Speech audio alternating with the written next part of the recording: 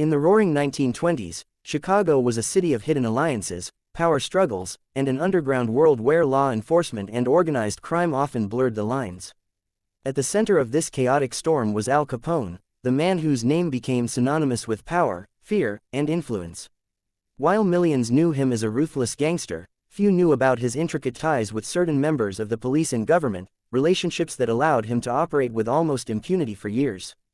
Capone's rise to power was not just through brute force and criminal savvy, it was also through careful cultivation of connections that shielded him from the law.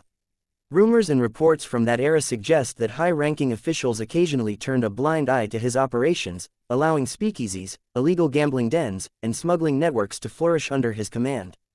These connections were not public knowledge and were intentionally hidden to maintain the illusion of law and order.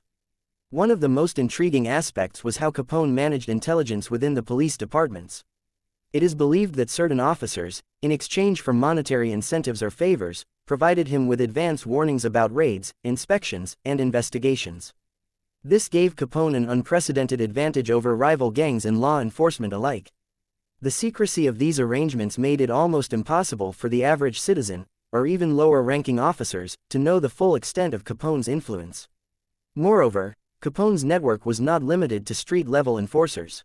He reportedly had informants embedded within investigative units, allowing him to learn sensitive information that could protect his empire. These ties helped him navigate political shifts and power struggles, ensuring that even as public pressure mounted to arrest him, he remained steps ahead of those who sought to bring him down. Historical documents and testimonies indicate that Capone's relationships with law enforcement were a complex web of loyalty, fear, and bribery. Some officers genuinely feared retaliation, while others were seduced by the wealth and lifestyle that association with Capone could bring. This duality created a system where Capone could maintain control over Chicago's underworld while projecting an image of untouchability.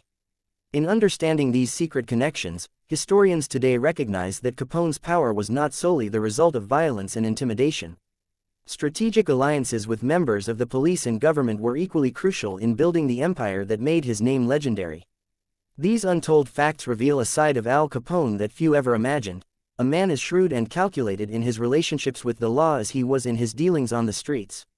The roaring streets of 1920s Chicago were not just a playground for gangsters, they were a complex battlefield of hidden alliances, political maneuvering, and covert operations where law enforcement and criminals often shared unspoken agreements.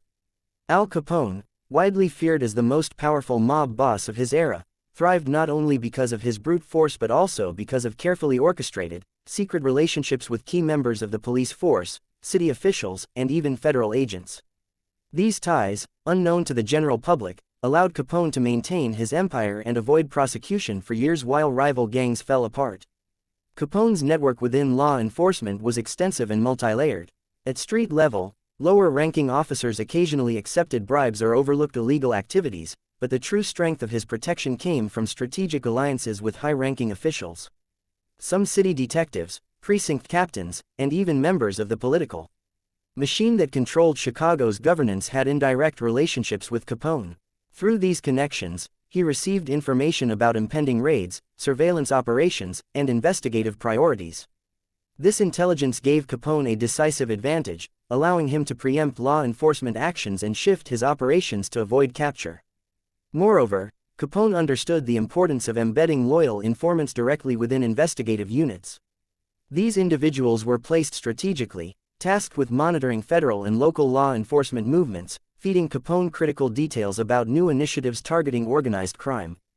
This internal network functioned almost like an intelligence agency, with Capone at its helm. Historians argue that these secret arrangements were as carefully managed as his bootlegging and gambling operations, showing a level of sophistication rarely attributed to a gangster of his time. The relationships were not purely transactional. Capone was also a master manipulator of fear and loyalty, using a combination of intimidation and charm to maintain the allegiance of officers who could have threatened him. Some law enforcement personnel feared retaliation against themselves or their families, while others were drawn to the wealth, influence, and access to power that aligning with Capone offered. These dual motivations created a shadowy ecosystem in which Capone's authority was simultaneously feared and respected. Capone's interactions with politicians were equally significant. Certain aldermen, state officials, and even some federal authorities reportedly benefited from Capone's largesse. These benefits ranged from discreet financial support to social favors, ensuring that key decision-makers had a vested interest in keeping his operations untouched. In return, Capone was able to maneuver around legal obstacles, control public perception, and maintain a level of immunity that most gangsters could only dream of. Even within the police force, there were instances of entire units seemingly aligned with Capone, whether due to fear, corruption, or a mix of both. Accounts from that period suggest that some precincts would intentionally delay investigations, misplace case files, or quietly tip off Capone about witnesses and evidence. These covert measures were not random, they were part of a well-planned strategy to consolidate power while avoiding unnecessary public exposure. In addition to these secret relationships, Capone cultivated a network of personal allies who operated as intermediaries between him and law enforcement. These intermediaries ensured that messages, warnings, and bribes were delivered efficiently and discreetly. They acted as a buffer, shielding Capone from direct association with illegal activities while still controlling outcomes behind the scenes. Historians today emphasize that Capone's genius lay not only in violence but in manipulation, negotiation, and foresight. The man who appeared on newspapers for his brutal gang wars was, in reality, also a strategist who understood that control over law enforcement was just as vital as control over territory. Every alliance, every tip-off, and every carefully timed bribe was calculated to protect his empire, expand his influence, and maintain his legendary status in Chicago. The untold facts about these secret police ties reveal a hidden world where the lines between crime and law enforcement blurred. Capone's ability to navigate this dangerous landscape demonstrates a combination of intelligence, audacity, and ruthless pragmatism. It also shows why even as federal authorities intensified efforts to bring him down, his network allowed him to evade capture longer than almost any criminal in history. Capone's story, especially regarding his relationships with the police, illustrates a chilling truth. In Chicago's underworld, power was not solely earned through fear and violence, it was equally secured through strategic alliances, secrecy, and the careful management of human motivations. Understanding these hidden connections allows us to see the full scope of Capone's empire and the extraordinary lengths he went to protect it. As the 1920s progressed, Al Capone's empire in Chicago expanded exponentially. His influence stretched from illegal alcohol operations to gambling, prostitution, and even legitimate businesses that masked his underground activities. However, the true cornerstone of his power lay not merely in the streets but in the hidden corridors of law enforcement, where Capone's connections shaped the outcomes of investigations and the fate of rivals. One of the most astonishing revelations is the extent to which Capone manipulated law enforcement officials at multiple levels. Lower-ranking officers often received cash incentives to ignore minor infractions or tip him off about local raids. However, the more critical and dangerous part of his network involved high-ranking detectives and precinct captains who discreetly shared intelligence about federal and state operations. These officers were well aware of the potential risks of being associated with Capone, yet the combination of wealth, fear, and strategic loyalty ensured their cooperation. Capone's intelligence network went far beyond simple bribery. He had informants embedded within the investigative units themselves, people who would track investigations, intercept communications, and even manipulate evidence to favor his operations. Historical accounts suggest that some officers actively sabotaged cases that could have led to Capone's arrest, whether by misplacing documents, delaying warrants, or providing misleading testimonies in court. This layer of protection created a virtual shield, allowing Capone to operate with an unparalleled level of impunity. Moreover, Capone was adept at leveraging political influence. Chicago's political machine at the time was intertwined with law enforcement, and Capone knew exactly which politicians could be persuaded to turn a blind eye or actively assist him. Contributions, favors, and personal relationships secured his position, ensuring that attempts to curtail his operations faced bureaucratic resistance. In many ways, Capone's power was institutionalized. He had effectively inserted himself into the very framework meant to oppose him. Even more intriguing were the personal relationships Capone maintained with certain officers. Some were genuinely loyal, bound by a mixture of fear, respect, and shared ambition. Others were transactional, motivated by gifts, opportunities for financial gain, or access to high society events that Capone could provide. This duality created a system where Capone could anticipate threats, neutralize rivals, and maintain dominance over the criminal and law enforcement landscape simultaneously. Capone's ability to manage these alliances demonstrated a level of sophistication unusual for a gangster. While newspapers highlighted his violent exploits, what most people did not see was his careful orchestration of covert influence and operational security. For example, when federal agents intensified efforts to target his bootlegging operations, Capone often learned about the investigations well in advance. This allowed him to move shipments, relocate operations, and ensure that key personnel were not implicated. The implications of these ties were far-reaching. Rival gangs often underestimated Capone because they could not see the network of protection and intelligence he had in place. Even when violent confrontations occurred on the streets, Capone had already calculated the broader consequences with the law in mind.